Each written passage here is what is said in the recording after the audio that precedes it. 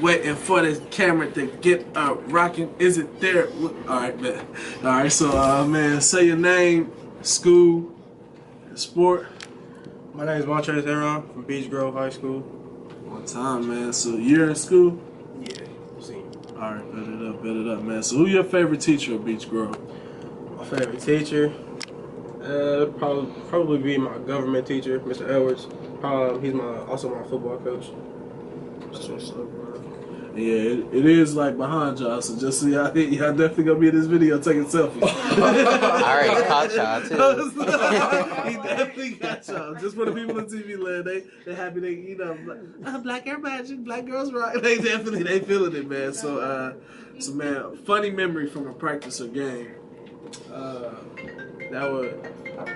Funny memory from a practice is when our quarterback coach, Parika, he was showing a play that we just learned, and it was kind of wet outside. He was running around trying to throw a pass and just slipped and fell in the bud. He the head coach or is he? Nah, he's just quarterback coach. That is funny, man. So who's in the headphones before the games? Who you rocking with? Who you got a bump before when it's game time?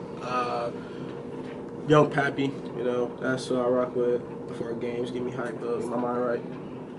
That's what's up, man. So I know it's prom season. Anything extravagant done? Anything crazy that you've seen or done? I think the most craziest thing I've seen so far is those dudes in those wacky tucks, Pac-Man tucks and money suits tucks on Twitter. For real? So yeah, that's probably the craziest thing. You seen anything crazy prom-wise? Seen anything crazy? Well, I know. There's some dude whose dad worked for the TV station, so he had all the people that his girl he's proposing to get on the news and watch the news, and he was like, "Yo, will you go to prom with me?" And then also all the red bottoms and stuff, So did she say yes? Oh yeah, she said yes. Oh, I'm about to say no. You got She on said, the news and she said no. She said like they was in the middle of like a broadcast and dude walked on air and he was like, "Hey yo, such and such, will you go to prom with me?" And then they had like video recording in their house and she started crying and everything. Dang, that's crazy. deep. They ain't even finna get married, so like, that's extravagant, man. So what's the best advice you ever been given? The best advice I've ever been given is from my mom. She always just tell me to do what I wanted to do, always push myself, and never use the word can't. Because like growing up as a kid, playing football, she didn't want me to play at first because she thought I was too small. But I was like maybe 12, 11 years old. I had broke my wrist, and I'm like, I don't want to play no more. I'm done with football. I quit. But she always just motivated me, keep me focused, and got me back on track. That's real, man. So, looking back on it, what would you tell the 8th grade version of yourself entering high school? 8th grade version of myself, I'd probably tell myself, push yourself more academic-wise. As like a freshman, I was one of those kids like, I'm just here to play football. All I care about is football. Everything was about football, but it kind of sort of backfired in a way, And now I'm like, all right, this academic thing, taking me far, So I've been pushing myself in that area too as well. That's real, man. So, what'd you learn about the recruiting process? I've learned that, you also have to put yourself out there. Coaches aren't just gonna knock on your door, call you just because they've seen you. You also have to, make them notice you in a way. That's real. What's your vision for life after sports? Vision for life after sports, I was probably I would say, basically be the best man I can be. Be the man my mom raised me to be. Stay focused and always, work hard. Never settle for like nothing that I don't deserve. You know what I mean? And I would have to say never put myself in a situation that I can't get out of. Don't dig deeper holes for myself. I always push myself, basically. That's real. So, what do you want to study in college? I'm going to school for criminal justice. So where'd you pick school-wise? Iowa Central, Fort Dodge, Iowa. How far is that? It's about 8 hours. Whew, you ain't coming home on the weekends. That's one of those. I see Thanksgiving and Christmas. That's a good little. I tried to go to school far away. My parents was like, "Nah, as much trouble as you get in, and much stuff you gonna need, send me an hour away." My mom wasn't really hearing it at first, but she wants me to get out there and experience life on my own. So. You definitely going to make sure that bank account is ready and to accept all deposits. And just know it's a 24-hour period for them to process. Definitely, man. So, why did you pick your school? I picked it because I'm originally from Wisconsin. I moved to Indianapolis when I was in the 8th grade, and I kind of just like the area up there, northern, and I have family. In Iowa. So, I just kind of like the area. That's what's up, man. That's what's up. Oh, that's good that you got family there. Yeah. 8 hours, that's a minute, man. So, in terms of motivation, who's an individual that inspires you, that you see yourself playing for? Definitely my mother. She's been my best friend, my mom, someone I looked up to, always look up to because whenever she was down, she would, struggling, she never gave up. She pushed herself. She was at a young age, she couldn't finish school. So now she's finishing school, and I'm proud of her for that because she's getting it together. Most people drop out of school, don't do nothing for themselves, but she's actually working, and that just shows me no matter what happens in my life, I can always push forward. There's always something to look up to. So, yeah. So what's the time that you overcame adversity? I would say probably my junior year high school. One of my coaches, he would because I went from quarterback to receiver. It was a big move for me. Yeah. Because I'm real athletic. So one of my coaches was like, you gotta learn to get off the ball. You can't get off the ball. We can't play if you can't get off the ball. So I just kept working and pushing, and I'm like, coach put me up against the best DB on the team. I just put the moves on him. He's like, okay, this kid, he really can do something for us. And I ended up being an all-state receiver that year. That's real, man. That's what's up, man. So, hidden talents outside of sports. My hidden talents, I would have to say, I'm a good communicator and listener. When someone is going through something, they know they can always come to me for it. I can always, help the situation. And if I can't solve the situation, at least, I know that I helped it a little bit. My friends, they thank me for that every day. Tell me that, when things get hard, all they have to do is, contact me. One call away, one text away. And I help them out. So you they Drake? I always say that, Drake. That's what it sounds like. Come to me with your problems. I will solve them, man. But man, definitely. What's the toughest team that you played against?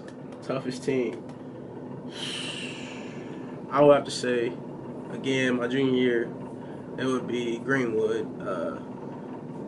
I was probably hot at the time, everybody, wanted to shut me down. Oh, you said hot. I thought you said high at first. I was like, he said hot. He said hot. I said hot.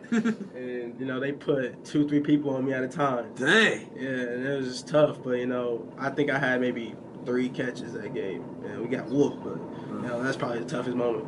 That's real, man. So, what was the numbers like this season?